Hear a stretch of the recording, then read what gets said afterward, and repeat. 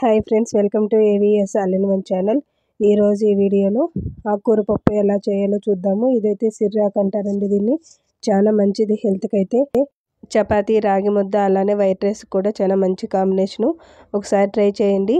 అలానే ఇదైతే చాలా ఫేమస్ ఆంధ్రాలో. సో ఇక్కడైతే కావాల్సిన ఐటమ్స్ అయితే చూద్దాము. ఆకుకూర, 3 టమాటాలు, పచ్చిమిరపకాయలని, ఒట్టిమిరపకాయ, ఎర్రగడ్డ, అలానే తెల్లగడ్డ అండి. ఇక్కడైతే ఒక కుక్కర్ తీసుకొని అందులోకి పప్పు అయితే వేసుకొని నీట్గా వాష్ చేసుకోవాలి. ఇక్కడ నేనైతే ఒక గ్లాస్ పప్పు అయితే తీసుకున్నానండి.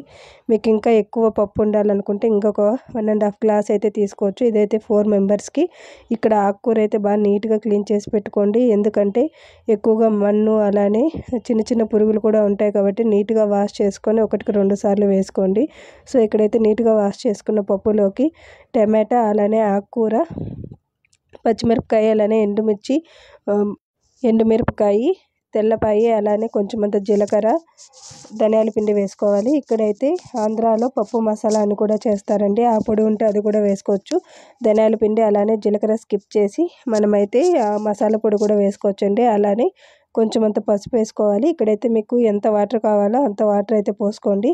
ఎక్కువగా కావాలనుకున్న వాళ్ళు, రసం కూడా ఉండాలి అనుకున్న వాళ్ళు కొంచెం వాటర్ ఎక్కువగా వేసుకోండి. సో మనమైతే విజిల్ పెట్టుకోవాలి. ఇక్కడ విజిల్ పెట్టుకొని ఒక 3 to 4 విజిల్స్ అయితే రానివ్వాలి. చింతపండు కావాల్సిన వాళ్ళు యాడ్ చేసుకోవచ్చు. నేనైతే టమాటాలే ఎక్కువ వేసాను కాబట్టి చింతపండు అయితే వేయలేదండి. సో ఇక్కడైతే కుక్కర్ విజిల్ తీసేసిన తర్వాత ఇలా అయితే ఉడికిందండి. ఇక్కడ మీకు వాటర్ కావాలంటే వాటర్ కూడా పోసుకొని యాడ్ చేసుకోవచ్చండి. అలానే సాంబార్కి సరిపడినంత ఉప్పు అయితే వేసుకోవాలి. ఇదైతే మీకు ఉప్పు అనేది ఎప్పుడు కూడా కుక్కర్ విజిల్ తీసిన తర్వాతే వేయాలి. ఎందుకంటే అందులోకి వేస్తే పప్పు అనేది ఉడకదు కాబట్టి. సో ఇక్కడైతే మనము ఉన్న నీళ్ళు వంపేసుకోవాలి. ఉంచుకున్న తర్వాత పప్పు గిత్తి తీసుకొని బాగా ఎనుపుకోవాలండి. ఎప్పుడైతే మనము పప్పును బాగా ఎనుపుకుంటామో అప్పుడే మనకు టేస్ట్ అనేది వస్తుంది. సో ఇక్కడైతే నేను పప్పునైతే ఎనుపుకొని నీట్గా నాకు కావాల్సినంత వాటర్ అయితే పోసుకున్నానండి. ఆ వాటర్ వద్దనుకున్న వాళ్ళు ఆ వాటర్ కూడా తిరగవాత వేసుకొని చిన్నపిల్లలకి తినిపించవచ్చు.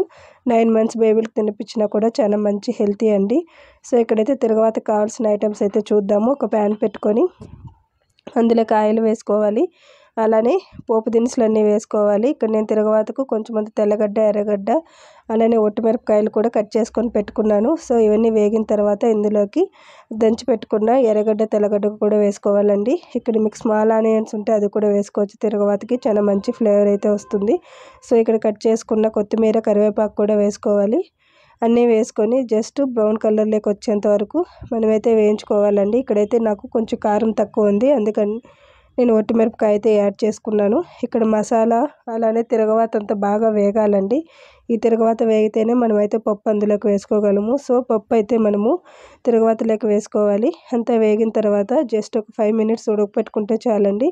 ఫైనల్గా మనకైతే ఆంధ్ర పప్పు అయితే రెడీ అయిపోయింది. ఇదైతే చాలా హెల్తీ ఫుడ్ అండి. మేమైతే 4 మెంబర్స్కి అయితే చేసుకున్నాము. ఇదైతే కరెక్ట్ క్వాంటిటీ. మీకైతే ఎక్కువ మెంబర్స్ ఉంటే అన్నీ కొంచెం ఎక్కువ వేసుకున్నా కూడా సరిపోతుంది. ఈ వీడియో కనుక నచ్చినట్టయితే లైక్, షేర్ అండ్ సబ్స్క్రైబ్ చేయండి. కొత్తగా చూసే వాళ్ళైతే మా ఛానల్ని సబ్స్క్రైబ్ చేసుకోండి.